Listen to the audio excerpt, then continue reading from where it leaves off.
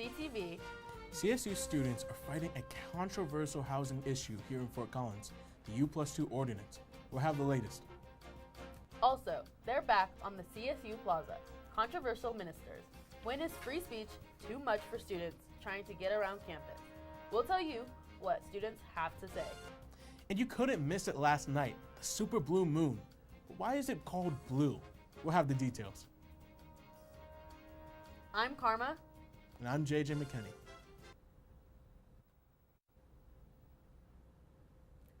ASCSU began their weekly Senate meetings last night.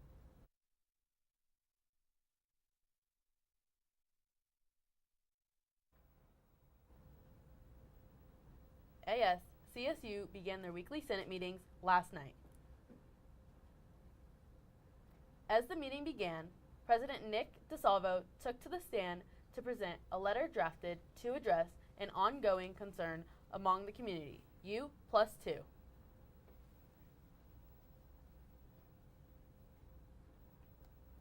After his speech, DeSalvo, Chief Justice, and Speaker of the Senate, Eva Ayala, signed the letter, which they will present to City Council on Tuesday, September 5th. A Fort Collins man was sentenced to 34 years in prison for shooting at Larimer County Sheriff's deputies. 23-year-old Brian Erberger has officially been given over 3 decades in prison after a 2-hour sentencing. This comes 1 month after pleading guilty to 1 count of attempted first-degree murder, a Class 2 felony. Erberger was arrested in July after firing shots at 2 Larimer's deputies in a routine traffic stop. Erberger was accused of firing from a distance and approaching one of the officers and starting a brief struggle, which ended in Erberger getting shot. The officers are cleared of any wrongdoing in the incident. Is school getting a little tough? Tate Paisley may have a solution for you.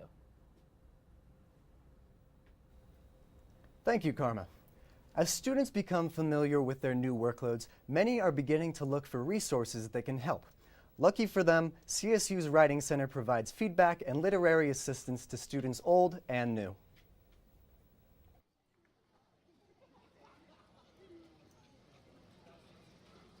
Located in room 23 of Eddy Hall, the CSU Writing Center is a public resource focused on assisting students with writing-based assignments and creating a welcoming and productive learning environment. There's that stigma around writing, especially in college when you go from high school into college, and it can be very intimidating, especially if it's something you're not used to. So in the Writing Center, we usually try and destigmatize that. Offering full consultations for writers, the Writing Center is a valuable resource for any student looking for help. Any kind of assignment is good to come in on, because even just having a second set of eyes in general on whatever piece it is, I think can be helpful. So I don't think there's a specific type of assignment that I would suggest people come in for. But as far as mindset, I would say bring questions and be open to advice and questions. Being a well-respected resource, the Writing Center has yielded strong results from many students using its services. Professors as well that have told us, the student, they may have only gone once, but we can see the improvement in their writing. Thanks largely to its student-based staff, the Writing Center has carved out a reputation as a reliable and efficient resource for students old and new. With the Writing Center's guidance, new students are equipped to excel not just in their academics, but also in expressing themselves effectively. Truly a place where words take flight. College students across the country are using their First Amendment rights to advocate for key issues and speak for what they believe in. However, this doesn't just apply to CSU students, as anyone can come onto campus and speak on whatever issue they believe in. This reality has caused some at CSU to call for a clear line between what we consider free speech and hate speech. One group, locally known as the Preachers on campus, has become a controversial presence, with a lot of students questioning what their free speech permits. All of this has caused confusion on campuses across the country. I fully believe in free speech until it starts to hurt someone else. When it comes to certain groups and certain individuals on campus, I feel like they are infringing on other people's right to exist freely. That comes a lot with kind of the preachers on campus who tend to try and kind of dumb everything down for you, but also dumb you down and make you feel like you don't belong on CSU campus if you don't follow their ideals. Everyone should be able to have their own rights to public speech or, free speech. But I think once it comes down to slandering or, putting someone not in a very good light and purposefully trying to, use hate for that person, that's when we should probably not be letting them allowed to speak. You're responsible not just for your words, but how you make people feel as well. And I think we forget that a lot of times with free speech as an argument. You're peacefully walking through campus, all of a sudden you get aimed at. Like, they're judging you for how you look, they're judging you for who you are, and it gets you thinking, are these people here to help you, or are they here to give hate? All of this has caused confusion on campuses across the country. Confusion that Student Press Law Center senior legal counsel advisor Mike Heastan says he may be able to clear up. Controversial speech, at least in our system, is not, it's protected. I mean, there's no rule against controversial speech. There's no, we don't have a right not to have our feelings hurt. So as you're walking down campus, if somebody's saying things that you don't like, that make you feel uncomfortable, typically that's not going to be enough to ban their speech. When their controversial speech rises to the level where they are, making very direct or serious threats against somebody in particular, there may be things that you can do. While all this talks of rights can be overwhelming, CSU wants to ensure that everyone knows their rights.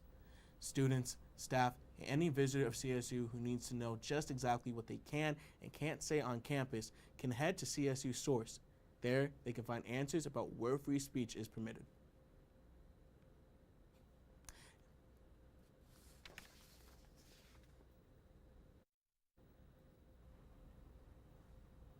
Have you noticed any differences around Clark?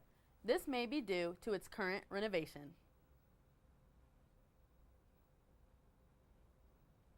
Many of the classes held in Clark have moved to a different building or just a different spot in the building.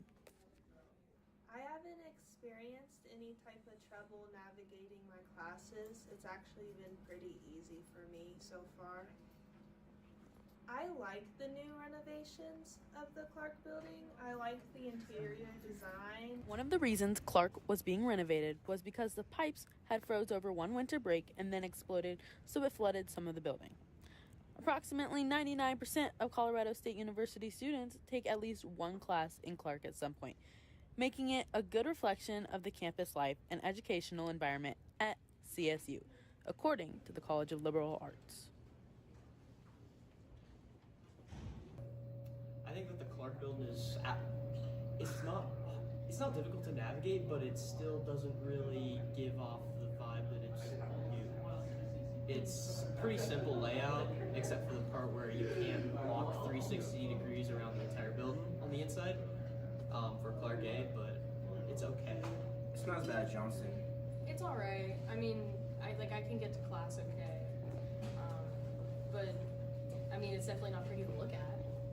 Journalism and media communication students have to navigate their way to find their classes on campus. Both Clark A and C were areas that were expanded, which the state gave us a large amount of money to renovate the building.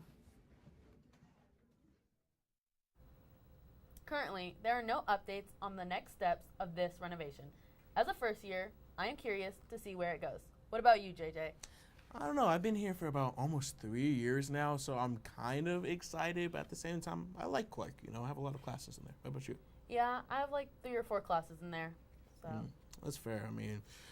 It is old. I'm not gonna lie. Kind of. Really? How old? I don't know, like probably a century at least. And there's no windows in any of the classrooms either, which no one's noticed or called out. I'm just saying it could use some renovations. Yeah, that's true. That's fair. Yeah. All right. Well, the annual Tour de Fat biked its way across the city of Fort Collins last weekend, dressed to impress with so many colorful costumes. Fort Collins residents gathered for a parade of fun at City Park for the Tour de Fat bike ride. Everyone in the community, young and old, were welcome to celebrate this year's theme, Come As You Are. People came in floats, costumes, and tricked out bikes, enjoying festivities like live music, beer, and community bonding. Tour de Fat is a free-to-participate event ran by the New Belgium Brewing Company. The event lasted all day with fashion shows and dance contests, all in a fun-filled weekend for the city. This year's Tour de Fat has wrapped up festivities, but New Belgium Brewing is planning to continue this beloved annual tradition for years to come. The Horsetooth Festival is just around the corner, and a familiar face is making an appearance. Here's Dakota Kendall to tell you more. Thank you, JJ. If you don't have plans this weekend, beloved CSU professor Steve Weiss's documentary, Coexisting with Wildfires, is being shown at Horsetooth Fest next weekend. The documentary explores the shared responsibilities of local, state, and federal agencies to steward public lands by managing and mitigating wildfires. This project was a collaboration with other professor Jesse Grace. The two hope the film will highlight the personal effects wildfire can have on the community and the environment. Weiss explained to me how excited he was for this project. Not only is Coexisting with Wildfires premiering, but another passion project as well. If you're in the area, it may be worth checking out. If you can't make it next weekend, don't worry. This documentary will also be available for streaming via Rocky Mountain PBS. Back to you guys. Have you seen the moon lately? If you have, you may have noticed how big the moon actually appears. The super blue moon rose over Fort Collins last night, and its next appearance will be in another decade. As you can see, it's not blue.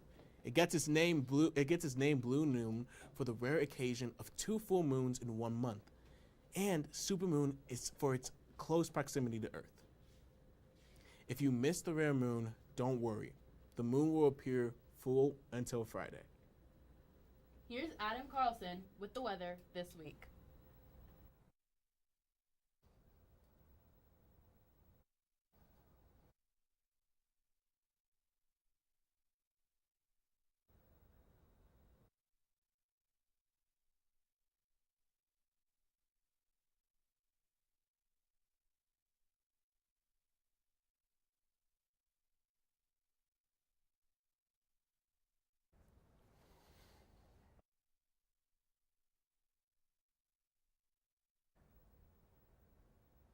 Thank you, Karma. Good evening, Rams. My name's Adam Carlson, and I'm here to bring the weather forecast for you all today. The weather's been all but stable here in Fort Collins, with a fluctuation of heavy storms and hot heat.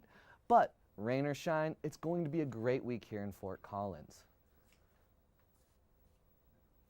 For overnight lows, we're looking at Craig with a 50-degree red flag warning, and the rest of the western slopes around those 50s. Grand Junction high at a 66, and then Alamosa at the 44. Then on the eastern plains, everything's around those 50s, 60s, but Burlington and Lamar both have a fire watch. Now, last Sunday started as a beautiful day in the 70s, but the afternoon hit the city with a strong hailstorm. Quarter-size hail berated the city for a brief stretch of time. While not unexpected, the storm shocked many while the storm began flooding lanes and streets and causing damage to the city. Now, what can you expect for tomorrow's forecast? We are in the 90s and sunny. It's going to be a bit brutal, but hopefully this is one of our last hot days. Sunset is slowly going down, 7:32 tomorrow, and some winds at 9 miles per hour.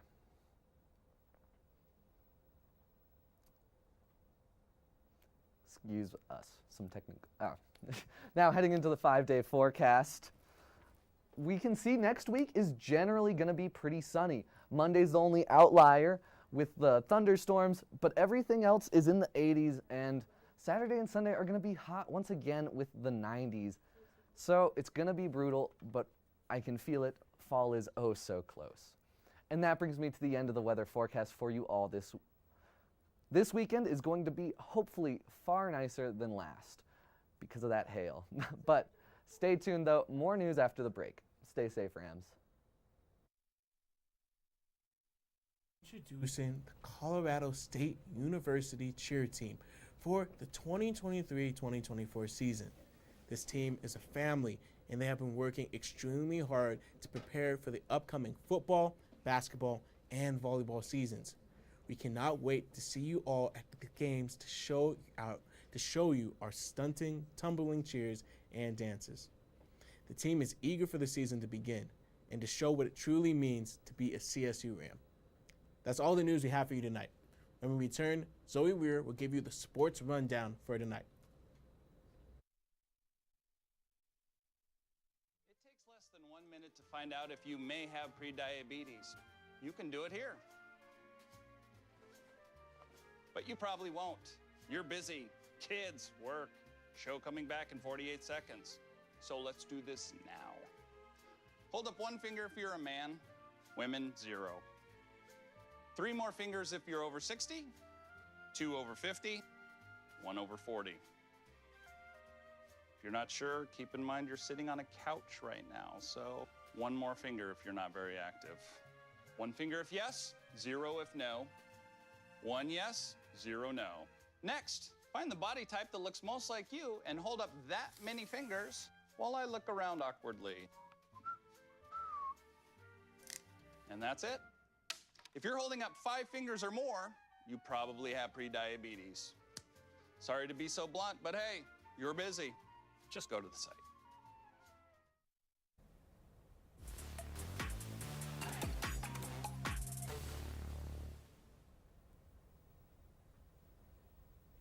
How's it going, Rams? My name is Zoe Weir, and welcome back to another week of CSU Sports.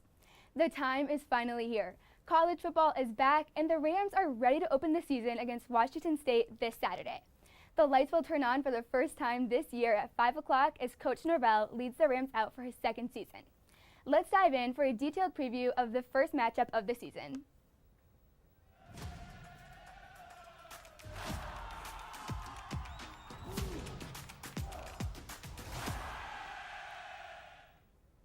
The Rams just finished up fall camp and are excited to start the season. Coach Jay Norvell talked about the last time the Rams faced Washington State, saying that his team could not have played worse. The Rams gave the Cougars 3 touchdowns in the first quarter and barely moved the ball offensively. Norvell says the team has reviewed the game that took place last season so much that they are sick and tired of watching it. He's starting a new season with many changes, stating that they finally get to do something about last season.